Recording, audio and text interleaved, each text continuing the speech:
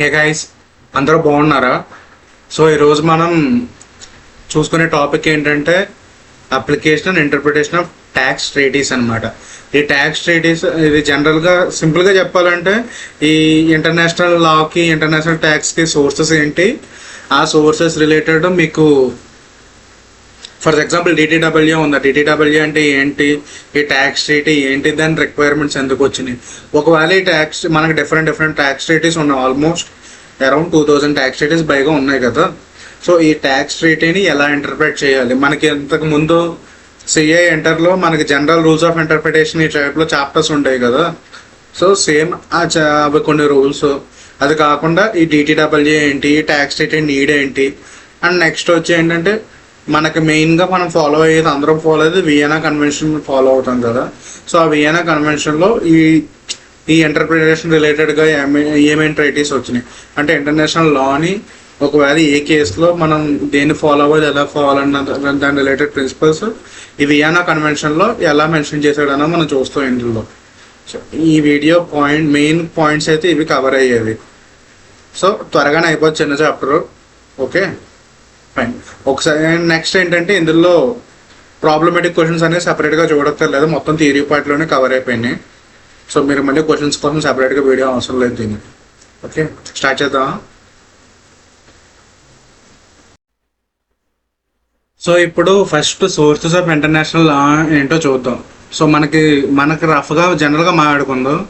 ఈ sources of international లాకి మనకి మెయిన్గా సోర్సెస్ ఏముంటాయి, ఏదైనా కంపెనీస్ డిటిడబ్ల్యూ అగ్రిమెంట్స్ సైన్ చేస్తే డిటిడబ్ల్యూ అగ్రిమెంట్స్ గురించి ఇన్ఫర్మేషన్ రిలేటెడ్గా ఉంటుంది. ఇది కాకుండా ఇంటర్నేషనల్గా కస్టమరీస్ ఉంటాయి కదా. కస్టమరీస్ అంటే నథింగ్ బట్ ఏంటంటే మనకి లా ఆఫ్ ది ల్యాండ్ అనుకోవచ్చు. ఫర్ ఎగ్జాంపుల్ తరతరాలుగా ఒక విషయాన్ని ఒక పర్టికులర్ టైప్లో జడ్జ్మెంట్ కానీ అలాంటివి కానీ ఏమైనా చేస్తూ ఉంటారు కదా, అక్కడ ఉండే కట్టుబాట్లు అనుకోవచ్చు మనం కరెక్ట్గా చెప్పాలంటే. సో ఇంటర్నేషనల్గా మనం జనరల్గా ఫాలో అయ్యే ప్రొసీజర్ అవన్నీ తరతరాలుగా వచ్చిన ప్రొసీజర్స్, ఇవి ఇంటర్నేషనల్ సోర్స్ ఉంటాయి. ఇది కాకుండా ఏంటంటే ఇంకొక ఇంటర్నేషనల్ సోర్స్ అగ్రిమెంట్ ఏంటంటే మనం సైన్ చేసే కామన్ ట్రీటీస్ అనమాట. దీనికి ఎగ్జాంపుల్ ఏం తీసుకోవచ్చు అంటే వియన్నా కన్వెన్షన్. సో మనం వియన్నా కన్వెన్షన్లోని ప్రిన్సిపల్స్ నెక్స్ట్ చూద్దాం. సో బేసిక్గా సోర్సెస్ అంటే ఇవి. అసలు ఫస్ట్ డిటిడబ్ల్యూ ఎందుకు మనకు వచ్చింది, డిటిడబ్ల్యూ గురించి మనం ఎందుకు ఇంత మెయిన్ ఫోకస్ పెడుతున్నాం. ఈ డిటిడబ్ల్యూ మనకు మెయిన్గా రావడానికి ఇష్యూ వచ్చింది ఏంటంటే ప్రతి కంట్రీ ఈధర్ ఏం చేస్తుంది, వేరే కంట్రీతో ట్రాన్సాక్షన్ చేస్తుంది, లేదంటే వేరే కంట్రీలో ట్రాన్సాక్షన్ చేస్తుంది. సో ఇక్కడ వేరే కంట్రీతో ట్రాన్సాక్షన్ చేయడం అంటే ఏంటంటే కంపెనీ మనం ఎక్కడే ఉంటాం, జస్ట్ ఫర్ ఎగ్జాంపుల్ ఇండియాలో ఒక పర్సన్ ఉన్నాడు, ఇండియాలో నుంచే వేరే కంట్రీస్కి ఎక్స్పోర్ట్ చేస్తాడు. అదే ఆ కంట్రీతో ఎక్స్పోర్ట్ అయినా ఉండొచ్చు, ఇంపోర్ట్ అయినా ఉండొచ్చు. అదే ఆ కంట్రీతో ఇచ్చి పుచ్చుకోవడం అనమాట, అనే విత్ కనెక్షన్ అది. సో ఇక్కడ ఏమవుతుంది అంటే దాని ట్యాక్సిబిలిటీ మనకి కన్ఫ్యూజన్ ఏమి ఉండదు, జస్ట్ సోర్స్ దగ్గర ట్యాక్స్ అంటే మన దగ్గర మనం ట్యాక్స్ వేసుకుంటాం, కట్ అయిపోతుంది అంతే. అండ్ నెక్స్ట్ ఇక్కడ సెకండ్ పాయింట్ ఇంకో ఇష్యూ ఏమొస్తుంది, మనోడే ఫారిన్లో కూడా కంపెనీ పెట్టాడు, ఇప్పుడు ట్యాక్సిబిలిటీ ఏంటి, సో అక్కడ కూడా మనం ట్యాక్స్ వేయాలా లేదా, ఈ రూల్స్ అన్నీ ఇక్కడ వస్తాయి కదా. మనం ఒకవేళ ఆ కంట్రీ ఏమంటుంది, ఫర్ ఎగ్జాంపుల్ యూఎస్లో పెట్టాడు అనుకోండి, యూఎస్ ఏమంటుంది యూఎస్లో ట్యాక్స్ పే చేయాలి, సో అక్కడ పే చేయమంటుంది. మనం ఏమంటాం, మనోడు అక్కడ పెట్టుకున్నాడు కాబట్టి సో ఆ ఇన్కమ్ మీద మనకు హక్కు ఉంది కాబట్టి మనం ఇండియాలో ట్యాక్స్ పే చేయాలంటారు. ఇక్కడ ఏమవుతుందంటే బోత్ రెసిడెంట్ బేస్ మీద link and source based link కూడా రెండాట్ల మీద ట్యాక్సిబుల్ అవుతాయి అన్నమాట. సో ఇలాంటివన్నీ అవాయిడ్ చేయడం కోసమే మనకి ఇక్కడ మన సెక్షన్ 91 చదువుకుంటాం కదా డిటిడబ్ల్యూ ప్రొవిజన్స్. ఆ డిటిడబ్ల్యూ ప్రొవిజన్స్ ఏమొచ్చినా వాటి కోసమే వచ్చినాయి. సో ఈ డిటిడబ్ల్యూలో డబల్ ట్యాక్సేషన్ 2 టైప్స్లో అయ్యే ఛాన్స్ ఉంది. ఫస్ట్ ఏంటంటే జ్యూరిస్డిక్షనల్ డబల్ ట్యాక్సేషన్. ఈ జ్యూరిస్డిక్షన్ డబల్ ట్యాక్సేషన్ అంటే ఏంటి, ఒకే సోర్స్ మీద అంటే ఇందాక చెప్పిన ఎగ్జాంపుల్ తీసుకుందాం. మీకు సోర్స్ కంట్రీ రెసిడెంట్ కంట్రీ అని ఉంది కదా. సో కంట్రీ రూల్స్ ప్రకారంగా ఏంటంటే ఫర్ ఎగ్జాంపుల్ ఇండియాలో రెసిడెంట్ ఉన్నాను, కాకపోతే నాకు ఫారిన్లో బిజినెస్ ఉంది. సో ఇండియా గవర్నమెంట్ ఏమంటుంది, మా ఇండియాలో రెసిడెంట్ కాబట్టి ఇండియాలో ట్యాక్స్ పే చేయమంటుంది. అండ్ యూఎస్ గవర్నమెంట్ ఏంటి, సోర్స్ మా దగ్గర నుంచి వచ్చింది కాబట్టి మాకు ట్యాక్స్ కట్టమంటారు. ఇది జ్యూరిస్డిక్షన్ డబుల్ ట్యాక్సేషన్ ఎగ్జాంపుల్ తీసుకోవచ్చు. నెక్స్ట్ ఏంటంటే ఎకనామికల్ డబల్ ట్యాక్సేషన్ అనమాట. ఇదేంటంటే సేమ్ ట్రాన్సాక్షన్ ఇద్దరు డిఫరెంట్ పర్సన్స్ చేతిలో ట్యాక్సిబుల్ అవుతుంది. For example company dividend pay చేసేటప్పుడు కంపెనీ అంటే మనకి నేను ఎగ్జాంపుల్ తీసుకుంటున్నా, కరెక్ట్ స్టేట్మెంట్ కదా అది. Both company and individual share holder కూడా సేమ్ అమౌంట్ మీద, for example income from partnership firm ఉంది మనకి, పార్ట్నర్షిప్ ట్యాక్స్ పే చేస్తుంది కాబట్టి ఆ ట్యాక్స్ పే చేసిన అమౌంట్ మీద పార్ట్నర్ జనరల్గా పే చేయక్కర్లేదు. ఒకవేళ ఏ లిమిట్స్ లేకుండా ఇన్కమ్ పార్ట్నర్షిప్ ఫామ్ ట్యాక్స్ కట్టేసి ఇండివిజువల్ పర్సన్ కూడా ట్యాక్స్ కట్టేస్తే ఆ కేసులో ఎకనామిక్ డబల్ ట్యాక్సేషన్ అన్నది జరుగుతుంది. సో డబల్ ట్యాక్సేషన్ ఈ కేసెస్లో జరుగుతుంది. సో ఇవన్నిటిని అవాయిడ్ చేయడానికి మనం ఈ DTWS అనేది చేంజ్ చేస్తాం. ఈ DTWSలో మెయిన్గా ఉండే ఏంటంటే ప్రోటోకాల్స్ అంటే నథింగ్ బట్ నీకు ప్రొసీజరల్ పార్ట్ అంతా ఉంటుంది అనమాట. అండ్ నెక్స్ట్ ఏంటంటే facilitation of exchange of information. దీని ప్రకారంగా ఏంటంటే ఒకే ఇన్ఫర్మేషన్ మ్యాండేటరీగా ఒక దేశానికి మధ్యలో ఎక్స్చేంజ్ ఆఫ్ ఇన్ఫర్మేషన్ ఉండేలా చూసుకుంటుంది. అండ్ నెక్స్ట్ ఏమంటే మ్యూచువల్ అగ్రిమెంట్ ప్రొసీజర్. ఒకవేళ మన ప్రాసెస్కి వేరే కంట్రీ ప్రాసెస్కి సెట్ అవ్వట్లేదు అనుకుంటే దాన్ని ఎలా రిజాల్వ్ చేసుకోవాలి, ఇవన్నీ ఉండేలా చూసుకునేది DTWS. అండ్ ఈ DTWSలో 2 టైప్ ఆఫ్ DTWS ఉన్నాయి. Limited DTWA, comprehensive DTWA. ఈ లిమిటెడ్ DTWA అంటే ఏంటంటే ఇందులో అన్ని ఇన్కమ్స్ కవర్ అవ్వవు, ఓన్లీ ఫ్యూ ఇన్కమ్స్ కవర్ అవుతాయి. ఎగ్జాంపుల్ ఏంటంటే మనకి పాకిస్తాన్కి ఉన్న DTWA, అందులో అన్ని రకాల ఇన్కమ్స్ లేవు, ఓన్లీ 1 or 2 ఇన్కమ్స్ కవర్ అయినాయి. అండ్ కాంప్రహెన్సివ్ DTWS అంటే మీకు డివిడెండ్తో మొదలైంచి క్యాపిటల్ గెయిన్స్తో మొదలైంచి మొత్తం అన్ని కవర్ అవుతాయి అన్నమాట. ఇది కాంప్రహెన్సివ్ DTWS. అండ్ నెక్స్ట్ మనం ఇప్పుడు ఏం చూద్దామంటే డైరెక్టివ్ ప్రిన్సిపల్స్. మన కాన్స్టిట్యూషన్లో ఈ ఇంటర్నేషనల్ ట్రేడ్ ప్రమోట్ చేయడానికి ఏమేమి ప్రిన్సిపల్స్ ఉన్నాయి, ఇదో పాయింట్ చూడాలి. దీని తర్వాత ఇందాక చెప్పాను కదా, ఇంటర్ప్రిటేషన్ ఆఫ్ ట్రీటీస్కి ఎలా ఇంటర్ప్రిట్ చేస్తాం అన్నది ఒకటి చూడాలి. అండ్ నెక్స్ట్ ఏంటంటే అసలు ఈ ట్యాక్స్ ట్రీటీస్ ఎందుకు రావాలన్న నీడ్. నెక్స్ట్ దాని తర్వాత వియన్నా కన్వెన్షన్. ఇవి చూసుకొని క్లోజ్ చేసుకోవడం మనం. సో ఇప్పుడు ఒకసారి ఇవన్నీ గోత్రూ అయ్యి అప్పుడు నెక్స్ట్ పాయింట్స్ చెప్తాను. స్క్రీన్ మీద స్క్రోల్ చేస్తాను, ఒకసారి మీరు కూడా చూసుకోండి. సో ఈ కనెక్టింగ్ ఫ్యాక్టర్స్ ఇందాక డిస్కస్ చేసుకున్నట్టుగానే ఒకటి అనదర్ కంట్రీలో బిజినెస్ చేయడం, అండ్ నెక్స్ట్ అలాగే ఇది అనదర్ కంట్రీ లోపల బిజినెస్ చేయడం, అనదర్ కంట్రీతో బిజినెస్ చేయడం అనమాట. సో ఇక్కడ అనదర్ కంట్రీలో బిజినెస్ చేస్తున్నప్పుడే మనకి ఇష్యూస్ అయినాయి రేజ్ అయినాయి. ఈ jurisdictional double taxation, economic double taxation చెప్పాను కదా, అవి limited DTA, comprehensive DTA. So ఇప్పుడు నెక్స్ట్ ఈ directive principles in need of tax treaty చూద్దాం. ఓకే, సో ఈ డైరెక్టివ్ ప్రిన్సిపల్స్ అన్నది ఆర్టికల్ 51 ఇండియన్ కాన్స్టిట్యూషన్లో అన్నమాట. ఇందులో ఉన్న పాయింట్ సింపుల్గా చెప్పాలంటే ఇంటర్నేషనల్ కంట్రీస్తో మంచి రిలేషన్స్ ఉండాలి. ఒకవేళ ఏమైనా గొడవలు వస్తే అలాంటివి శాంతియుతంగా ఆర్బిట్రేషన్ చేసుకుని సెట్ చేసుకోవాలి. అంటే ఆర్బిట్రేషన్ అంటే నథింగ్ బట్ మీడియేటర్ని పెట్టుకుని సెట్ చేసుకోవాలన్నమాట. అండ్ ఇంకోటి ఏంటంటే అందరితోనూ ఈక్విటబుల్ అండ్ ఫ్రెండ్లీ నేచర్తో ఉండాలన్నట్టు ఉంటుంది అనమాట. అండ్ నెక్స్ట్ మనకు మెయిన్ పాయింట్ ఏంటంటే ఏదేం చేసుకున్నా ఇంటర్నేషనల్ ట్రేడ్ అన్నది కంపల్సరీగా చేసుకోవాలి. ఇది ఆర్టికల్ 51లో ఉన్న మన డైరెక్టివ్ ప్రిన్సిపల్స్ ఈ ఇంటర్నేషనల్ ట్రేడ్ రిలేటెడ్ అనమాట. అండ్ నెక్స్ట్ పాయింట్ వచ్చి మనం ఇప్పుడు ఇది డిస్కస్ చేసుకుందాం, నీడ్ ఆఫ్ ట్యాక్స్ ట్రీటీ. ఇక్కడ ఈ పాయింట్స్ ఏమి ఇచ్చాడు అన్నది పక్కన పెడితే మనం జనరల్గా ట్యాక్స్ ట్రీటీ ఎందుకు పెడతాం, ఫస్ట్ అండ్ ఫార్మోస్ట్ ఏంటంటే డబల్ ట్యాక్సేషన్ అన్నది తీసేయడానికి. ఓకే, అండ్ నెక్స్ట్ ఇంకోటి ఏంటంటే నీకు ఈ డబల్ ట్యాక్సేషన్ అనేది ఎప్పుడు పోతుంది, ఓకే ఈ 2 కంట్రీస్ వాళ్ళకున్న ట్యాక్సేషన్ రైట్స్ని ఒకరికొకరు అలొకేట్ చేసుకున్నప్పుడు మీకు ఈ డబల్ ట్యాక్సేషన్ అన్న ఇష్యూ రాదు. సో ఈ పార్ట్ మీద నువ్వు ట్యాక్స్ వేసుకో, ఈ పార్ట్ మీద నువ్వు ట్యాక్స్ వేసుకో అన్నట్టు ఉండదు. మనం ఆల్రెడీ BEPS 2.0లో చూసాం 9% minimum rule subject to tax rule చూసినప్పుడు అక్కడ ఏం డిస్కస్ చేసాం, కంట్రీ ఏ 6% డిడక్ట్ చేస్తే మిగతా 3% కంట్రీ బి డిడక్ట్ చేసుకోవచ్చు, ఇలాంటి రూల్స్ అన్ని చూసాం కదా. సో అది అలొకేషన్ ఆఫ్ ట్యాక్స్ రేట్స్లోకి వస్తుంది.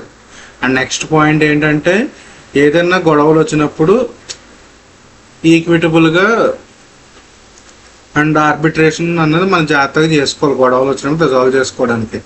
అండ్ నెక్స్ట్ ఇంకొకటి ఏంటంటే ఫర్ ఎగ్జాంపుల్ ఒక country most favour national clause అన్నది అప్లై చేయకూడదు. సింపుల్గా చెప్పాలంటే ఈ మోస్ట్ ఫేవర్ నేషనల్ క్లాస్ అంటే ఒక కంట్రీతో నీకు నచ్చినట్టుగా ఉండి మిగతా కంట్రీస్తో ఏమో స్ట్రిక్ట్గా ఉండి అలా కాదు. అన్ని కంట్రీస్ని ఈక్వల్గా ఫెయిర్గా చూసుకోవాలి, అంటే నీకున్న ఆపర్చునిటీస్ని బట్టి. అండ్ నెక్స్ట్ పాయింట్ ఏంటంటే మెయిన్గా క్యాపిటల్ రిలేటెడ్ అనమాట. ఈ క్యాపిటల్ రిలేటెడ్ ఏంటంటే నువ్వు క్యాపిటల్ ఇంపోర్ట్ చేసుకున్నా ఎక్స్పోర్ట్ చేసుకుందాం అనుకున్నా ఆ డెసిషన్ అన్నది ఆ కంట్రీలో ఉన్న ట్యాక్స్ కండిషన్స్ బట్టి ఎఫెక్ట్ అవ్వకుండా ఉండాలి. అంటే ఏం చేయాలి, నీకు ఒకవేళ ఇన్వెస్ట్మెంట్ పెట్టాలన్నా అమ్మో అక్కడ ట్యాక్స్ ఎంత, లేదంటే మన కంట్రీలో ఎంత ట్యాక్స్ పడుతుంది అలాంటి ఆలోచించాల్సిన అవసరం లేదు. అండ్ ఇంకొకటి ఏంటంటే ఇంటర్నేషనల్ అంటే నాన్ రెసిడెంట్స్కి రెసిడెంట్స్కి మధ్యలో డిస్క్రిమినేషన్ లేకుండా, అంటే బోత్ లోకల్గా ఉండేవాళ్ళు ఒక దేశంలో వ్యాపారం చేసుకుంటే ఎంత లాభపడతారో ఇంటర్నేషనల్ కూడా అంత ఈక్వల్గా లాభపడేలా చూస్తుంది అన్నమాట.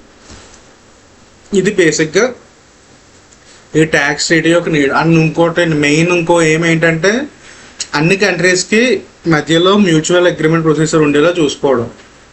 ఈ ప్రొసీజర్ ఉండడం వల్లే 90% కాన్ఫ్లిక్ట్స్ అనేవి రిసాల్వ్ అయిపోతాయి. సో ఈ నీడ్ ఆఫ్ ట్రీటీలో ఉన్న పాయింట్స్ ఒకసారి స్క్రీన్ మీద చూద్దాం. సో మనం మాట్లాడుకున్న అన్ని పాయింట్స్ ఉంటాయి. ఈ న్యూట్రాలిటీ అండ్ ఎఫిషియన్సీ అంటే ఇందాక చెప్పాను కదా, ఒక కంట్రీ ఏదైనా ట్రేడ్ చేద్దాం అనుకుంటే వాటి డెసిషన్ అనేది వాటి ట్యాక్సిబిలిటీ వల్ల ఎఫెక్ట్ అవ్వకుండా ఉండేలా చూసుకోవాలి. ఇది నెక్స్ట్ వచ్చి బేసిక్ ప్రిన్సిపల్స్ ఆఫ్ ఇంటర్ప్రిటేషన్. ఈ ఇంటర్ప్రిటేషన్ గురించి చూసినప్పుడు బేసిక్ ప్రిన్సిపల్స్ ఆఫ్ ఇంటర్ప్రిటేషన్ అంటే ఈ లాని ఎలా చదవాలి. మనకి ఇదివరకు జనరల్గా గోల్డెన్ రూల్ అని, కన్స్ట్రక్టివ్ రూల్ అని, సబ్జెక్టివ్ ఇంటర్ప్రిటేషన్ రకరకాల రూల్స్ చూసాం కదా. ఆ రూల్స్ వస్తాయి, ఇక్కడ ఒక 5 or 6 రూల్స్ ఉంటాయి అంతే.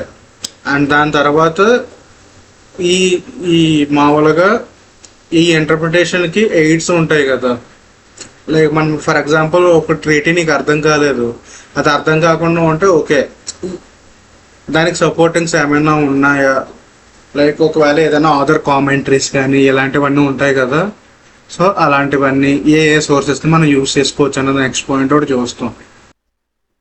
ఈ రూల్స్ ఆఫ్ ఇంటర్ప్రిటేషన్లో బేసిక్గా 6 to 7 రూల్స్ ఉన్నాయి. ఫస్ట్ గోల్డెన్ రూల్ అంటే ఆబ్జెక్టివ్ ఇంటర్ప్రిటేషన్ అన్నమాట.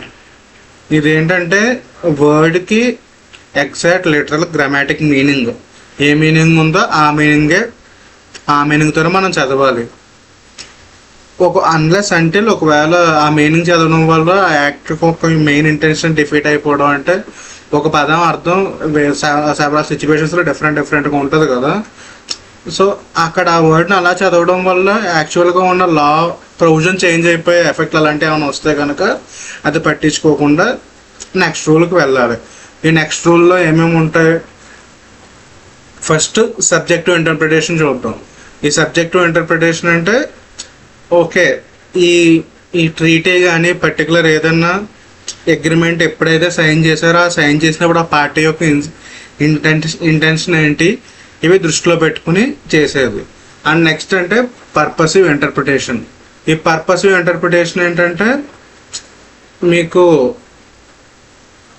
ఫర్ ఎగ్జాంపుల్ యాక్ట్లో సెవరల్ ప్రొవిజన్స్ ఉన్నాయి. ఈ సెవరల్ ప్రొవిజన్స్ మీరు అన్నీ ఎలా ఇంటర్ప్రిట్ చేయాలంటే అందులో ఉన్న each and every point apply అయ్యేలా చూసుకోవాలన్నమాట. రాదర్ దెన్ ఒక పర్టికులర్ ప్రొవిజన్ వాయిడ్ అయిపోయినట్టు కాకుండా, అంటే ఫర్ ఎగ్జాంపుల్ 10 ప్రొవిజన్స్ ఉంటాయి, 8 ప్రొవిజన్స్ వ్యాలిడ్ ఉండి 2 ప్రొవిజన్స్ మనకు అప్లికబిలిటీ లేకుండా కంప్లీట్ అంటే ఒక ప్రొవిజన్ నాక్ ఆఫ్ అయినట్టు వాయిడ్ సిచ్యువేషన్ లాంటి క్రియేట్ అవ్వకుండా అన్నిటికీ ఎఫెక్ట్ వచ్చేలా చూసుకోవాలన్నది ఈ పర్పసివ్ కన్స్ట్రక్షన్. ఈ కాంటెంపరీ ఎక్స్పోజిషన్ అని చెప్పి ఇంకోటి ఉంది. ఈ కాంటెంపరీ ఎక్స్పోజిషన్ అంటే ఏంటంటే ఈచ్ అండ్ ఎవ్రీ వర్డ్ ఆ పర్టికులర్ ట్రీటీ సైన్ చేసిన టైంలో ఆ వర్డ్కి ఏ మీనింగ్ ఉందో అదే మీనింగ్ ఆ వర్డ్కి మనం ఇవ్వాలి. ఇది కాంటెంపరీ ఎక్స్పోజిషన్. అండ్ నెక్స్ట్ ఇంకొక ప్రిన్సిపల్ ఏంటంటే మీకు ఈ లిబరల్ కన్స్ట్రక్షన్ ఉంటుంది. ఈ లిబరల్ కన్స్ట్రక్షన్ అంటే వీలైనంటే ఫర్ ఎగ్జాంపుల్ బాగా స్ట్రిక్ట్గా ఓకే ఇక్కడ ఈ word for example May include అని అలా డిఫరెంట్గా క్లాసెస్ వస్తాయి కదా. నాట్ విత్ స్టాండింగ్ అని డిఫరెంట్ క్లాస్ వచ్చినప్పుడు అంటే నీకు లాని స్ట్రిక్ట్గా ఇంటర్ప్రిట్ చేయకుండా ఓకే పర్టికులర్గా దీన్ని ఎలాగే చూడాలని ఇంటర్ప్రిటేషన్ లేకుండా కొంచెం ఫ్రీగా ఓకే ఇది ఏ పాయింట్ ఆఫ్ వ్యూలో అయ్యే రాసి ఉండొచ్చు, ఇదేం చేసి ఉండొచ్చు అని అంతా లిబరల్గా దాన్ని ఇంటర్ప్రిట్ చేసుకుని ఈచ్ అండ్ ఎవ్రీ వర్డ్కి మీనింగ్ వచ్చేలా చూసుకోవాలి. దాన్ని రెగ్యులర్ కన్స్ట్రక్షన్ అంటారు. సో ఇంటిగ్రేటెడ్ అప్రోచ్ అని ఇంకోటి ఉంటుంది. ఈ ఇంటిగ్రేటెడ్ అప్రోచ్ అంటే ఏంటి? ఓన్లీ ఓకే, ఫర్ ఎగ్జాంపుల్ మనకి ఏదైనా సెక్షన్ 24 హౌస్ ప్రాపర్టీ రిలేటెడ్ ఉన్నాయి కదా. ఓకే, నీకు హౌస్ ప్రాపర్టీ ఫర్ ఎగ్జాంపుల్ ఆ సెక్షన్లో ఆ సెక్షన్ ఒకటి ఐడియల్గా సెపరేట్గా చదువుకుంటే మీకు ఒక ప్రొవిజన్ వస్తుంది. దానికి సబ్జెక్ట్గా దానికి ఎక్స్ప్లెనేషన్స్ అని అలా డిఫరెంట్ పాయింట్స్ అన్నీ ఉంటాయి కదా మన జనరల్గా. ఆ ఎక్స్ప్లెనేషన్ పాయింట్స్లో ఏమిస్తాడు ఆర్ ఎనీ ప్రొవిజన్స్ కానీ మీకు అందులో యాక్చువల్గా పర్టికులర్ రూల్లో ఓకే ఈ పర్టికులర్ పర్సన్ మనకి 100 రూపీస్ ట్యాక్స్ పే చేస్తాడు ఈ పర్టికులర్ సినారియోలో అని చదివితే ఓకే, నీకు ఆ పాయింట్ ఒకటి చదువు అంటే ఓకే 100 రూపీస్ ట్యాక్స్ పే చేస్తాడని అనుకుంటాం. And next explanation and remaining దాని సపోర్టింగ్ మెటీరియల్ చూడలేదు అనుకోండి, ఓకే ఈ పర్టికులర్ పర్సన్ ఇంత లిమిట్ దాటాక 100 రూపీస్ పే చేస్తాడు అని ఆ లిమిట్ అక్కడ స్పెసిఫై చేసి ఉంచుతుంది. ఇది ఇలా ఇంటిగ్రేటెడ్ అప్రోచ్ అనమాట. మొత్తం అంతా ట్రీటీని చదవడం. ఒకసారి ట్రీటీ ప్రిన్సిపల్స్ ఏమేమో ఇక్కడ ఏమేమి ఇచ్చాడో చూద్దాం. ఈ గోల్డెన్ రూల్ ఆబ్జెక్టివ్ ఇంటర్ప్రిటేషన్ చెప్పాము, సబ్జెక్టివ్ ఇంటర్ప్రిటేషన్ చెప్పాము, పర్పసివ్ ఇంటర్ప్రిటేషన్. ఓకే, ఈ పర్పసివ్ ఇంటర్ప్రిటేషన్ అన్నది ఇందాక మనం మాట్లాడుకున్నాను. అసలు ట్రీటీ ఏ పాయింట్ ఆఫ్ వ్యూలో అది రెడీ చేశారో ఆ పాయింట్ ఆఫ్ వ్యూలో ఉన్నమాట. లిబరల్ కన్స్ట్రక్షన్ ఆల్రెడీ మాట్లాడాం. ట్రీటీ యాజ్ ఎ హోల్ అన్నది ఆల్రెడీ మాట్లాడాం. ఇక్కడ రీజనబుల్నెస్ అండ్ కన్సిస్టెన్సీ అంటే for example same similar word or similar మనకి ఇన్కమ్ ట్యాక్స్లో ఎస్ఎస్సి అన్న వర్డ్ తీసుకోండి. ఎస్ఎస్సి అన్న వర్డ్ ఎక్కడ యూజ్ చేసినా ఎలా యూజ్ చేసినా మొత్తం లాలో ఆ వర్డ్ ఎక్కడ రిపీట్ అయినా ఆల్మోస్ట్ సేమ్ మీనింగ్ ఉండేలాగా చూసుకోవాలి. అంటే కన్సిస్టెంట్గా అదే మీనింగ్ యూజ్ చేయాలి. మనకు నచ్చినట్టుగా సిచ్యువేషన్ తగ్గట్టుగా మార్చేయకూడదు అనమాట. అది రీజనబుల్ అండ్ కన్సిస్టెన్సీ అన్నది దాని రిలేటెడ్ ఇది. సో ఇప్పుడు నెక్స్ట్ వచ్చి ఎక్స్ట్రిన్సిక్ ఎయిడ్స్. అంటే ఓకే, నీకు నార్మల్గా ట్యాక్స్ రీటర్లో జనరల్ ప్రిన్సిపల్స్ వేరు, ట్యాక్స్ లోపల ట్యాక్స్ ట్రీటీ చదవడం వేరు. ఈ ట్యాక్స్ ట్రీటీకి సపోర్టింగ్స్ ఉంటాయి కదా, ఇందాక మనం మాట్లాడుకున్నట్టుగానే ప్రియాంబిల్ అంటే ఏంటంటే ట్యాక్స్ ట్రీటీ కంటే ముందు మనకు తెలుగులో అయితే ముఖ పరిచయం అని చెప్పి మనకు చాప్టర్లో ఉన్న కీవర్డ్స్ కీ టాపిక్స్ చిన్న సమరీలా ఇస్తారు కదా, దాని ప్రియాంబిల్ అనుకోవచ్చు. ఈ ప్రియాంబిల్ చదవడం వల్ల ఓకే దీని యొక్క ఇంటెన్షన్ అయితే దీని యొక్క ఈ ప్రొవిజన్ మనం ఈ ఉద్దేశంతో రాసామన్నది మనకు అర్థమవుతుంది. దానికి ఎగ్జాంపుల్గా మనకి ఇంటర్నేషనల్ ట్యాక్స్లో ఇక్కడ ఏం తీసుకోవచ్చు అంటే నాకు తెలిసి ఫ్రాన్స్కి ఇండియాకి మధ్యలో జరిగిన ట్యాక్స్ ట్రీటీలో ప్రియాంబిల్లో క్లియర్గా మెన్షన్ చేశారనమాట. ఏంటంటే మనం ఇది ఒక పర్టికులర్ ట్రీటీని చదివేటప్పుడు ఆర్ ఇంప్లిమెంట్ చేసేటప్పుడు మన మెయిన్ ఇంటెన్షన్ అన్నది మ్యూచువల్ అగ్రిమెంట్ ప్రొసీజర్ అన్న సపోర్ట్ ఇంప్లిమెంట్ అయ్యేలా చూసుకోవాలని ఆ పాయింట్ ఉంటుంది. అది ఎగ్జాంపుల్ అనమాట. సో అలా ట్రీటీని ఇంటర్ప్రెట్ చేయడం దాన్ని బట్టి యాక్చువల్ ఇంప్లిమెంటేషన్లో డిఫరెన్స్ వస్తుంది మనకి. ఓకే, అండ్ నెక్స్ట్ ప్రియాంబిల్తో పాటు ప్రోటోకాల్ అని ఉంటుంది. ఈ ప్రోటోకాల్ ఏంటంటే అది మీకు సింపుల్గా చెప్పాలంటే సప్లిమెంటరీ మెటీరియల్ లాంటిది. ఇందులో ఆ పర్టికులర్ ట్యాక్స్ ట్రీటీ ప్రొవిజన్స్ ఎలా అప్లై చేయాలి, ఏ సిచ్యువేషన్లో ఎలా రియాక్ట్ అవ్వాలని రాసి ఉంటాయి. ఇది కాకుండా ఇంటర్నేషనల్ ఎస్ఐస్ అని. ఇంటర్నేషనల్ ఎస్ఐస్ అంటే ఏంటి? ఇంటర్నేషనల్ ఎస్ఐస్లో ఏదన్నా మనకి ఇప్పుడు డైరెక్ట్ ట్యాక్స్లో కూడా కొంతమంది ఆథర్స్ బుక్స్ ఫాలో అవుతూ ఉంటాం కదా, యాక్చువల్ ప్రొవిజన్ ఇది వాళ్ళు దాన్ని కొంచెం డీటెయిల్గా క్లియర్ ఎక్స్ప్లెనేషన్ ఇచ్చి ఎలా ఇంటర్ప్రెట్ చేయాలో చెప్తూ ఉంటారు కదా. అలాంటి ఇంటర్నేషనల్ కామెంటరీస్ కూడా వ్యాలిడ్ ఉంటాయి, ఈ ఇంటర్ప్రెట్ చేయడానికి యూజ్ చేసుకోవచ్చు. అండ్ నెక్స్ట్ ఇంకోటి ఏంటంటే ఈ ట్యాక్స్ ట్రీటీకి సప్లిమెంట్ అగ్రిమెంట్ జరుగుతూ ఉంటాయి. ఓకే, ఈ ట్రీటీ జరిగిన వెంటనే ఓకే ఈ ట్రీటీలో ఒక పర్టికులర్ పాయింట్ని ఇంటర్ప్రెట్ చేయడానికి కానీ ఎక్స్ప్లెనేషన్ కానీ కరెక్ట్గా అక్కడ సెట్ అవ్వకపోతే ఓకే ఆ పాయింట్ కోసం సబ్సిక్వెంట్ అగ్రిమెంట్ చేసుకుంది అనుకో 2 కంట్రీస్, దాన్ని ఫాలో అవ్వచ్చు. లేదు అలా కాకుండా ఈ ట్రీటీ చేసిన వెంటనే కంట్రీస్ ఆ ట్రీటీని ఎఫెక్ట్లోకి తేవడానికి ఎలాంటి యాక్షన్స్ తీసుకున్నాయి అన్న పాయింట్ కూడా తీసుకోవచ్చు. దాని ప్రకారంగా ఏంటంటే ఏ కంట్రీ ఇంటెన్షన్ ఏది అన్నది అర్థమవుతుంది. ఆ ఇంటెన్షన్ బేస్ మీదగానే మనం ఇంటర్ప్రిటేషన్ చేసుకుంటాం. నెక్స్ట్ ఏంటంటే ప్యారలల్ ట్రీటీస్. అంటే సాధారణంగా మీకు మనం ఎలాగో మనకి ఎన్ఆర్ఐ రిటర్న్స్ చేసినప్పుడు చూసే ఉంటాం. 90% డిటిడబ్ల్యూఎస్ అన్ని ఆల్మోస్ట్ ప్రొవిజన్స్ అన్ని సిమిలర్గా ఉంటాయి ప్రతి డిటిడబ్ల్యూఏలో. ఈ డివిడెండ్స్ గురించి అయినా క్యాపిటల్ గెయిన్స్ గురించి అయినా ఏదైనా అలా ఒకవేళ మొత్తం అంతా ఫర్ ఎగ్జాంపుల్ మనకి ఇండియాకి అమెరికాకి డిటిడబ్ల్యూ ఉందా, పోనీ ఇండియాకి దుబాయ్కి డిటిడబ్ల్యూ ఉందనుకుందాం. ఈ డిటిడబ్ల్యూలో మనం ఏంటి జనరల్గా ఇంగ్లీష్లో రాసుకుంటాం. అండ్ అక్కడ వాళ్ళకి డిటిడబ్ల్యూ ఫర్ ఎగ్జాంపుల్ దుబాయ్ లాంగ్వేజ్లో లోకల్ లాంగ్వేజ్లో ఉందనుకోండి. ఆ మనకి ఏదైనా పర్టికులర్ ఇష్యూ మీద డౌట్ వచ్చింది. ఆ ఇష్యూ మీద డౌట్ వచ్చినప్పుడు మనం దాన్ని ఎలా సాల్వ్ చేసుకోవాలి, అది ఎలా సాల్వ్ చేసుకోవాలంటే అలాంటి ప్యారలల్ ట్రీటీస్ రెండు సేమ్ ట్రీటీసే కదా, రెండు ఇండియాకి దుబాయ్కి మధ్య జరిగిన దాంట్లోనే. ఒకటి దుబాయ్ రాసుకుంది వాళ్ళ లోకల్ లాంగ్వేజ్లో, ఒకటి ఇండియా రాసుకుంది. ఈ రెండు ఇంటర్ప్రిట్ చేసుకుని ఓకే మనకి ఆ ఇంటర్ప్రిటేషన్ వల్ల మనం యాక్చువల్గా ఏదైతే టూ పార్టీస్ మధ్య ఇంటరెస్ట్ ఉందో అది జరుగుతుంది అన్నప్పుడు ఆ ప్యారలల్ ట్రీటీస్ని కూడా ఈ ఎయిడ్స్ కింద యూజ్ చేసుకోవచ్చు. సో ఈ ఎయిడ్స్ ఏమేమి ఉన్నాయో ఒకసారి స్క్రోల్ చేస్తాం చూసుకుందాం. సో ఇంటర్నేషనల్ ప్రోటోకాల్స్, ఈ కమిటీ రిపోర్ట్స్ అన్నీ చెప్పిందే కదా. ఈ కమిటీ రిపోర్ట్స్ అంటే నథింగ్ బట్ ఏంటంటే ట్యాక్స్ ట్రీటీ తయారు చేయడానికి కంపెనీస్ ఫామ్ అయ్యి వాళ్ళు ఒక యాక్షన్ రిపోర్ట్ లాంటి రెడీ చేస్తారు కదా, యాక్షన్ రిపోర్ట్ అన్న. ఈ సబ్సిక్వెంట్ ఈ పాయింట్స్ అని మనం ఆల్రెడీ మాట్లాడుకున్నాయి. ప్యారలల్ ట్రీటీ ఆల్రెడీ వచ్చింది. ఇంటర్నేషనల్ ఎస్ఎస్ ఈ పాయింట్ ఒకటి కొంచెం హైలైట్ చేశాను, ఎందుకంటే వీళ్ళిద్దరూ ఈ ఇంటర్నేషనల్ లా మీద కామెంటరీ ఇచ్చేవాళ్ళమాట, Philip Baker and Klaus Vogel's. Preamble already explain చేశాను. ఈ మ్యూచువల్ అగ్రిమెంట్ ప్రొసీజర్, ప్రతి కంట్రీకి ఈ మ్యూచువల్ అగ్రిమెంట్ ప్రొసీజర్ అన్నది ఒకటి ఉంటుంది అన్నాను కదా డిటిడబ్ల్యూలో. ఆ ప్రొసీజర్ని బట్టి కూడా మనం సాల్వ్ చేసుకోవచ్చు. ఫర్ ఎగ్జాంపుల్ ఒక కంట్రీ ఏలో ప్రొవిజన్ ఒకటి ఉంది, కంట్రీ బిలో ప్రొవిజన్ ఒకటి ఉంది. కంట్రీ ఏ అంటే నాకు ఈ ప్రొవిజన్ వద్దని, కంట్రీ బి నాకు ఈ ప్రొవిజన్ వద్దండి. సో ఆ టైంలో ఏంటంటే ఇద్దరు ఒక కంట్రీ నుంచి ఒక రిప్రజెంటేటివ్, ఒక కంట్రీ నుంచి ఒక రిప్రజెంటేటివ్ వస్తారు. ఫ్యాక్ట్స్ అండ్ సర్కమ్స్టాన్సెస్ చెప్పుకొని ఓకే రెండాట్లకి వాళ్ళు ప్రొసీజర్ రాసుకుని ఉంటారు కదా. మనకి బెప్స్ చదివినప్పుడు options class, purpose class, in place of, in options of అని మనకు కొన్ని 4 క్లాసెస్ చదువుకున్నాం. ఆ క్లాసెస్ రిలేటెడ్గా వస్తాయి మీకు మ్యూచువల్ అగ్రిమెంట్ ప్రొసీజర్లో. సో అది ప్రోటోకాల్ ఆల్రెడీ మనం డిస్కస్ చేసుకున్నాం.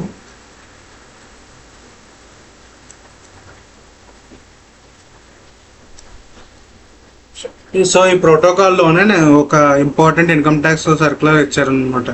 ఈ సర్క్యులర్లో ఏంటంటే ఈ సర్క్యులర్లో మెయిన్గా ఎక్స్ప్లెయిన్ చేసింది ఇండియాకి ఫ్రాన్స్కి మధ్యలో ఉన్న డిటిడబ్ల్యూఏకి రాసిన, అంటే డిటిడబ్ల్యూఏ కాదు సారీ, ట్యాక్స్ ట్రీటీకి రాసిన రిలేటెడ్ ప్రోటోకాల్ అనమాట. ఈ ప్రోటోకాల్లో మనకు క్లియర్గా మోస్ట్ ఫేవర్ నేషనల్ క్లాస్ గురించి చెప్పారు. So most favour national class ఉన్నప్పుడు దాన్ని ఎలా అప్లై చేయాలి, దాని అప్లికబిలిటీ ఎలా వస్తుంది అన్నది ఈ నోటిఫికేషన్ అన్నది మనం ఎక్స్ప్లెయిన్ చేస్తాం. నేను సింపుల్గా 3 పాయింట్స్లో చెప్తాను. దాని అప్లికేషన్ మీద క్వశ్చన్ వచ్చే ఛాన్స్ కూడా ఉంది, ఎందుకంటే స్టడీ మెటీరియల్ డైరెక్ట్ క్వశ్చన్ ఉంది. ఓకే, ఈ పాయింట్ చూసుకుని నెక్స్ట్ ఈ వియన్నా కన్వెన్షన్స్ ప్రిన్సిపల్స్ చూసుకుందాం. ఈ మోస్ట్ ఫేవర్ నేషన్ క్లాస్ అంటే ఫర్ ఎగ్జాంపుల్ కంట్రీ ఇండియాకి రష్యాతో ఫ్రెండ్లీ రిలేషన్షిప్ ఉండడం వల్ల మోస్ట్ ఫేవర్డ్ నేషన్ క్లాస్కి, అంటే ఫర్ ఎగ్జాంపుల్ మనకు యూఎస్కి 10 రూపీస్కి అమ్ముతున్నాం అనుకోండి, రష్యాకి 8 రూపీస్కి అమ్మడానికి ఒప్పుకోవడం లాంటిది అనమాట. ఇది మోస్ట్ ఫేవర్డ్ నేషన్ క్లాస్ కింద కన్సిడర్ చేయొచ్చు. ఎగ్జాంపుల్కి చెప్తున్నా పాయింట్. ఓకే, సో ఈ most favoured nation class for example నీకు 2 countries already most favoured nation క్లాస్లో ఉన్నాయి, ఇండియా రష్యా. సో ఇప్పుడు థర్డ్ కంట్రీకి మనకి ఇందాక మనం మాట్లాడుకున్నట్టు అన్ని కంట్రీలకి ఈక్వల్ జస్టిస్ ఇవ్వాలి, అది ఇది అని మాట్లాడుకున్నాం కదా, ఈక్విటీ అండ్ ఫెయిర్నెస్ ఉండాలని నీడ్ ఆఫ్ ట్యాక్స్ ట్రీటీలో. సో ఈక్విటీ అండ్ ఫెయిర్నెస్ అది ఒకవేళ మనం ఫర్ ఎగ్జాంపుల్ 2020లో ఇండియాకి రష్యాకి ఒకటి జరిగింది అనుకుందాం ఈ ట్యాక్స్ ట్రీటీ, అందులో నీకు most favoured national class point ఒకటి ఉంది. సో ఇప్పుడు నెక్స్ట్ దాని తర్వాత ఇండియాకి ఫర్ ఎగ్జాంపుల్ వేరే దేశం దేంతో అయినా ఇంకో ట్యాక్స్ ట్రీటీ జరిగింది. ఇప్పుడు ఆ వేరే దేశం ఈ మోస్ట్ ఫేవర్ నేషనల్ క్లాస్ ప్రకారంగా ఉన్న పాయింట్స్ ఏదైతే ఉన్నాయో ఆ పాయింట్స్ని ఫర్ ఎగ్జాంపుల్ రష్యాకి ఇందాక మాట్లాడుకున్నట్టు 8 రూపీస్కి అమ్ముతా ఉన్నాం కదా, అలాగే మాకు 8 రూపీస్ కావాలని అడిగే హక్కు ఎప్పుడు ఉంటుంది అన్నది ఈ క్లారిఫికేషన్లో చెప్పారు. సో దీని ప్రకారంగా మనకి ఇలా అప్లై చేయాలంటే ఈ సెకండ్ ట్రీటీ ఏదైతే ఉందో ఫర్ ఎగ్జాంపుల్ మనకి కంట్రీ బి అనుకుందాం, ఈ కంట్రీ బితో మనం ఇండియా అగ్రిమెంట్ చేసుకున్నప్పుడు చేసే అగ్రిమెంట్ ఏదైతే ఉంటుందో అది మన ఎగ్జాంపుల్లో చూసుకుంటే 2020 తర్వాత ఎంటర్ అయ్యి ఉండాలి. అంటే మనకు original agreement most favoured national class ఉన్న అగ్రిమెంట్ ఏ కంట్రీతో ఎంటర్ అయిందో దాని తర్వాత ఈ సెకండరీ అగ్రిమెంట్ అనేది ఎంటర్ అయ్యి ఉండాలి. నెక్స్ట్ పాయింట్ ఏంటంటే ఈ second country compulsory OECD member అయ్యి ఉండాలి. ఈ ఓఈసిడి మెంబర్ అయ్యి ఉండాలి సెకండ్ పాయింట్. దీని తర్వాత ఈ ఓఈసిడికి ఓకే మేము ఎలా అగ్రిమెంట్ చేసుకుంటున్నాం అని చెప్పి నోటిఫై చేయాలి. ఈ కంట్రీ ఏదైతే ఉందో మన ఇండియా ఏదైతే ఉందో ఇలా కంట్రీ బితో కూడా మాకు most favour national class apply చేస్తామని నోటిఫై చేయాలి ఈ ఓఈసిడికి. ఇది ప్రొసీజరల్ పార్ట్ అనమాట. దీనికి ఈ ప్రొసీజరల్ పార్ట్ అంతా అప్లై అయ్యేటప్పుడే మనకు అక్కడ ₹8 ఏదైతే ఉందో ₹8 ఇక్కడ కూడా కలెక్ట్ చేసుకుంటాం. ఆ ప్రాసెస్ అంతా ఇంప్లిమెంటేషన్లోకి వస్తుంది. ఇది దీని ఎయిడ్స్. నెక్స్ట్ మనకున్న ఒకే ఒక పాయింట్ ఇప్పుడు డిస్కస్ చేసుకోవాల్సింది వియన్నా కన్వెన్షన్ ప్రిన్సిపల్స్. ఈ వియన్నా కన్వెన్షన్ ప్రిన్సిపల్స్ మొత్తం ఒక డిఫరెంట్ ఆర్టికల్ నెంబర్స్ ఉన్నాయి. నేను మీకు ఆర్టికల్స్ నెంబర్స్ చెప్పను, జస్ట్ ఆ ప్రిన్సిపల్స్ ఏంటో చెప్తాను. అంటే ఇంటర్ప్రిట్ చేయడానికి మనం ఏమేమి యూజ్ చేసుకుంటాం వాటిలో అన్నది మాత్రమే చెప్తాను. అదంటే సింపుల్గా చాలా సింపుల్గా ఉంటాయి. ఆర్టికల్స్ నెంబర్స్ అవన్నీ గుర్తుపెట్టుకుంటే తలకైనా పోస్తుంది. ఇది సింపుల్గా చెప్పాలంటే ఒక ట్యాక్స్ ట్రీటీ ఎలా అప్లై అవుతుంది అంటే, ఫర్ ఎగ్జాంపుల్ నేను 2020 సైన్ చేశాను, అంతకుముందు 2019 వాటికి అప్లై అవుతుందా? నేను కంట్రీ ఏలో కంట్రీ బిలో మాత్రమే చేశాను. కంట్రీ ఏలో నాకు మళ్ళీ స్పెషల్ కేటగిరీ స్టేట్స్ అలాంటివి ఉన్నాయనుకోండి, ఆ కంట్రీ ఏలో స్పెషల్ కేటగిరీ స్టేట్లో అప్లై అవుతుందా? లేదు, ఇవన్నీ కాదు, నాకు ఒక ట్రీటీ అర్థం కావట్లేదు, అర్థం కానప్పుడు నేను ఏం చేయాలి? ఓకే, అలా చేసా, ఒక పర్టికులర్ వేలో చేసావు, అలా చేసినా కూడా అర్థం కాకపోతే నేను వేరే వాళ్ళ సాయం తీసుకోవచ్చా? బేసిక్గా ఉండే ప్రిన్సిపల్ అయితే ఇవే, ఒక 5 to 10 ప్రిన్సిపల్స్ మధ్యలో ఉన్నాయి. ఆ ప్రిన్సిపల్ డిస్కస్ చేసుకుని క్లోజ్ చేసుకుందాం. సో ఈ ప్రిన్సిపల్స్ ఆఫ్ వియన్నా కన్వెన్షన్ చూసే ముందు ఒక చిన్న పాయింట్ మిస్ చేశాను. ఈ ఇంటర్ప్రిటేషన్ ఆఫ్ ట్యాక్స్ ట్రీటీస్ ఉన్నాయి కదా, ఈ ట్యాక్స్ ట్రీటీస్ ఇంటర్ప్రిట్ చేసేటప్పుడు 2 అప్రోచెస్ తీసుకోవచ్చు. Static approach, ambiguity approach. ఈ స్టాటిక్ అప్రోచ్ అంటే ఏంటంటే, ఫర్ ఎగ్జాంపుల్ ఆ ట్రీటీ ఆర్ అగ్రిమెంట్ ఏ టైంలో అయితే జరిగిందో ఆ టైంలో ఆ పర్టికులర్ వర్డ్లో ఆ పర్టికులర్ పార్టీస్ ఏ ఇంటెన్షన్తో రాశారో వాటికి ఏ మీనింగ్ ఉందో ఆ మీనింగే తీసుకుంటాం. దాన్ని static approach of interpretation of treaties అంటాం.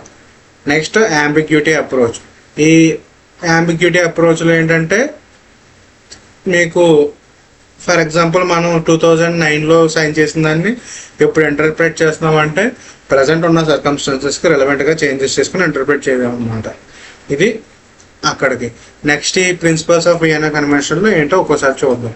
నేను మీకు ఫస్ట్ నార్మల్గా బ్రీఫ్ ఇచ్చేస్తా, దాని తర్వాత అక్కడ పాయింట్స్ ఏంటో ఉన్నాయో చూద్దాం. సో ఈ వియన్నా కన్వెన్షన్ ఫస్ట్ చెప్పేది ఏంటంటే, both parties or any countries ఏదైనా ట్యాక్స్ ట్రీటీ చేసుకుంటే జెన్యున్గా అంటే గుడ్ ఫెయిత్లో ఆ అగ్రిమెంట్ని మొత్తాన్ని ఇంప్లిమెంట్ చేయడానికి చూడాలి. ఇది ఫస్ట్ పాయింట్ మీకు. అండ్ నెక్స్ట్ ఇంకోటి ఏంటంటే, మా కంట్రీ ఇంటర్నల్ లాస్ మాకు సపోర్ట్ చేయట్లేదు అది ఇది అని చెప్పి మీరు ట్యాక్స్ ట్రీటీలో ఏదైతే చేంజ్ చేశారో అది చేయకుండా ఉండడానికి ట్రై చేయకూడదు అనమాట. అండ్ నెక్స్ట్ ఇంకోటి ఏంటంటే టెరిస్ట్రియల్ ఆపరేషన్. సో మీకు ట్యాక్స్ ట్రీటీలో ఓ పర్టికులర్ కంట్రీలో మీకు జ్యూరిస్డిక్షన్ ఉందంటే ఆ కంట్రీ ఆ జ్యూరిస్డిక్షన్ ఉన్నదన్నది ఆ కంట్రీలో ఈచ్ అండ్ ఎవ్రీ పార్ట్కి అప్లై అవుతుంది. అండ్ నెక్స్ట్ ఇంకోటి ఏంటంటే రెట్రోస్పెక్టివ్ అప్లికేషన్ అన్నది అవ్వదు ట్యాక్స్ ట్రీటీస్ అన్నది. ఇది ఒక పాయింట్. అండ్ నెక్స్ట్ రూల్ వచ్చి జనరల్ రూల్ ఆఫ్ ఇంటర్ప్రిటేషన్. ఇందాక జనరల్ రూల్ ఆఫ్ ఇంటర్ప్రిటేషన్ అంటే మనం ఇందాక చూసాం కదా, ఎక్స్టెన్సిక్ ఎయిడ్స్ టు ఇంటర్ప్రిటేషన్ అని. సేమ్ అదే ప్రొసీజర్ ఫాలో అవుతాం. First tax treaty, actual tax treaty చూస్తాం. ఆ ట్యాక్స్ ట్రీటీ అర్థం కాకపోతే సబ్సిక్వెంట్ అగ్రిమెంట్ చూస్తాం. ఆ అగ్రిమెంట్ అర్థం కాకపోతే subsequent action taken by parties. అంటే వాళ్ళు ఆ సందర్భంలో ఎలా రియాక్ట్ అవుతారో దాన్ని బట్టి వాళ్ళ ఇంటెన్షన్ ఏంటన్నా చూస్తాం. ఇవి రూల్స్ ఆఫ్ ఇంటర్ప్రిటేషన్ అనమాట. ఒకవేళ ఇలాంటివి ఈ జనరల్ రూల్ ఆఫ్ ఇంటర్ప్రిటేషన్ వరకు మనకు పని అవ్వలేదంటే ఈ సెకండరీ రూల్ ఆఫ్ ఇంటర్ప్రిటేషన్ అనేది చేయొచ్చు. అప్లై చేసుకోవచ్చు. అదే ఆర్టికల్ 32 చెప్తాడు. అండ్ నెక్స్ట్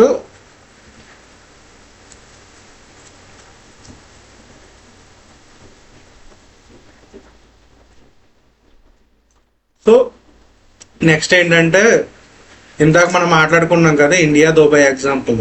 ఈ ఇండియా దుబాయ్ ఎగ్జాంపుల్ లాగా ఫర్ ఎగ్జాంపుల్ 2 లాంగ్వేజెస్ అంతకంటే ఎక్కువ ఉంటాయి కనుక 2 లాంగ్వేజెస్లో ఈచ్ అండ్ ఎవ్రీ ప్రొవిజన్కి సేమ్ మీనింగ్ ఉంది. అంటే మా కంట్రీలో ఈ లాంగ్వేజ్లో రాసింది ఇది గొప్ప, ఆర్ పక్క కంట్రీ దుబాయ్లో మా భాషలో ఉన్నది పాయింట్ ప్రకారం ఎలా ఉంది ఇది గొప్ప అన్నట్టు ఉండదు. ఇద్దరికి ఈక్వల్ అథారిటేటివ్ ఉంటుంది అనమాట.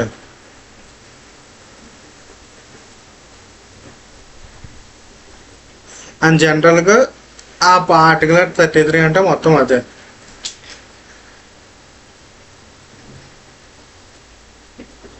అండ్ నెక్స్ట్ ఇంకోటి ఏంటంటే థర్డ్ పార్టీస్ అన్నవి ట్యాక్స్ ట్రీటీలో థర్డ్ పార్టీ బెనిఫిట్ అనేది తీసుకోవడానికి ఉండదు అనమాట.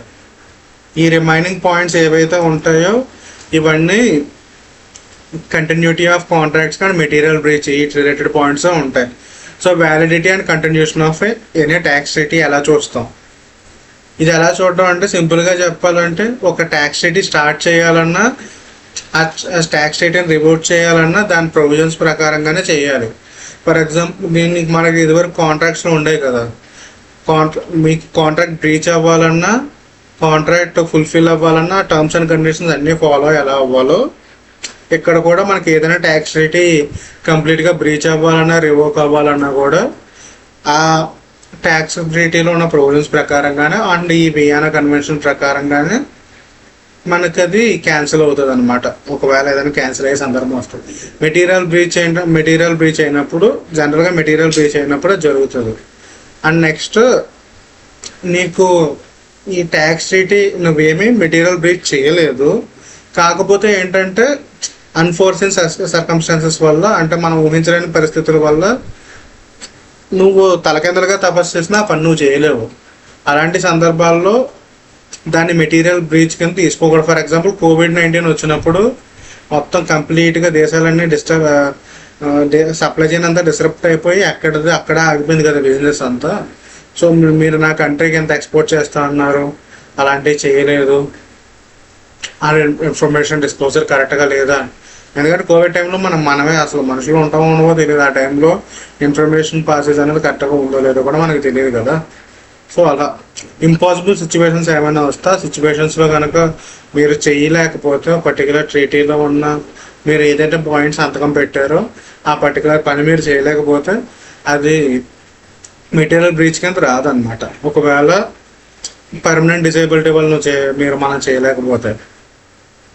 అండ్ నెక్స్ట్ ఇంకోటి ఏంటంటే సర్కమ్స్టాన్సెస్ చేంజ్ అయినప్పుడు ఈ ట్రీటీ పరిస్థితి ఏంటి? సర్కమ్స్టాన్సెస్ చేంజ్ అయినంత మాత్రాన అది ట్రీటీని బ్రీచ్ చేయడానికి పని అవ్వదు అనమాట. జస్ట్ ఏంటంటే ఆ ట్రీటీలో చేంజెస్ చేసుకోవచ్చు. ఇవన్నీ కాకపోతే ఈ పైన చెప్పిన ఏమీ కుదరకపోతే కనుక కొత్త ప్రొవిజన్స్ని కొత్త క్లాసెస్ని ఇంట్రడ్యూస్ చేసుకుంటాం. అది లాస్ట్ ఆర్టికల్ 64. ఇవి ఆర్టికల్స్.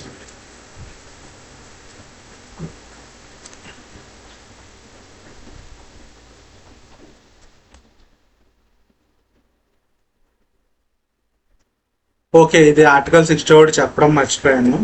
ఈ ఆర్టికల్ 60 ఏంటంటే ఏదైనా ఒక బ్రీచ్ జరిగినప్పుడు either both parties unanimously agree అయినా ఆ కాంట్రాక్ట్ ఆపేయచ్చు. అలా కాకుండా ఏ పార్టీ అయితే అగ్రీ అయ్యాడో ఆ పార్టీ కూడా మాకు బ్రీచ్ అయ్యిందని చెప్పి ఏ పార్టీ అయితే అగ్రీ అవ్వడం అంటే ఫర్ ఎగ్జాంపుల్ ఇండియా ఒక దుబాయ్ ఆర్ డిఫరెంట్ కంట్రీస్తో ట్రీటీలో ఒక ప్రొవిజన్ సాటిస్ఫై చేయలేకపోయింది అనుకోండి, దుబాయ్ ఈ ట్యాక్స్ ట్రీటీని రద్దు చేయమని అడగచ్చు. అండ్ అలా కాకుండా ఇండియానే ప్రొవిజన్ తప్పింది, సో ఇండియా కూడా అడగచ్చు అనమాట. సో నేను ఇలా నా రెస్పాన్సిబిలిటీ నేను క్లియర్ చేసుకోలేదు కాబట్టి ఈ ట్యాక్స్ ట్రీటీని రద్దు చేయమని అడగచ్చు. ఇది ఆర్టికల్ 60. ఒకసారి లైన్లో ఇక్కడ ఏమి ఇచ్చారో ఆర్టికల్ నెంబర్స్ ఏంటో పాయింట్స్ చూసుకుని క్లోజ్ చేసుకుంది. ఆర్టికల్ 26 ఇన్ గుడ్ ఫెయిత్, ఇది ఆల్రెడీ చెప్పాను కదా. Internal laws and observation of treaties, ఇది చెప్పాను కదా పాయింట్. లోకల్ లాస్ని ఆర్ మీ కంట్రీ ఇంటర్నల్ లాస్ని ఉపయోగించి ఆ లాస్ వల్ల మేము ట్యాక్స్ రేట్ని ఫుల్ఫిల్ చేయలేకపోయాము అలాంటి సోదుగోబులు చెప్పకూడదు. సింపుల్గా చెప్పాలంటే non retro activity of treaties చెప్పాను కదా. 2020లో సైన్ చేస్తే 2009లో దాని అప్లికబిలిటీ అన్నది అవ్వదు. టెరిటోరియల్ స్కోప్ ఫర్ ఎగ్జాంపుల్ ఒక కంట్రీతో ట్రీటీ సైన్ చేస్తే ఆ కంట్రీ మొత్తానికి అది అప్లై అవుతుంది. General rule of interpretation already discuss చేసుకున్నాం. సప్లిమెంటరీ మీన్స్, ఈ సప్లిమెంటరీ మీన్స్ అన్నది అంటే సెకండరీ ఇంటర్ప్రిటేషన్ ఎప్పుడు చేయాలి. నీకు ప్రైమరీ ఇంటర్ప్రిటేషన్లో అర్థం కావట్లేదు కరెక్ట్గా అంటే యాక్చువల్గా for example mutual agreement procedure అవ్వాలన్నట్టుగా మనం జనరల్ ఇంటెన్షన్ కదా, అలా కాకుండా గొడవలు అయ్యే టైప్లో తయారైంది అనుకోండి దాన్ని ఇంటర్ప్రిట్ చేసినప్పుడు. సో అది కరెక్ట్గా లేదు కాబట్టి దాన్ని సప్లిమెంటరీ మీన్స్ తీసుకోవచ్చు అని. ఇది ఆల్రెడీ మాట్లాడుకున్నాం. 2 or more లాంగ్వేజెస్ ఉన్నప్పుడు ఫస్ట్ 2 లాంగ్వేజ్కి ఈక్వల్ ప్రయారిటీ ఇస్తాం. జనరల్గా ఏంటంటే ఏ లాంగ్వేజ్ అంటే ఫర్ ఎగ్జాంపుల్ మనం ఇండియా అనుకోండి, దుబాయ్ వాళ్ళది కరెక్ట్గా ఉందన్నట్టుగా మనం ట్రీట్మెంట్ తీసుకోవడం, అదే మనం ట్రీట్ చేయడం అలా చేస్తాం అన్నమాట.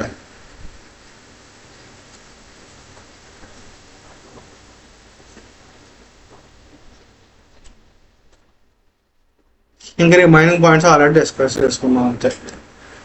మీకు నెక్స్ట్ జిఎస్టీలో కొన్ని, ఇందులో కొన్ని అప్లోడ్ చేస్తాం. మొత్తం వీక్లో 10 చేస్తాను కదా. ఇది ఫస్ట్ వీడియో. మీకు మెటీరియల్ అనేది అప్లోడ్ చేస్తాను, ఒకసారి చూసుకోండి. Okay, bye.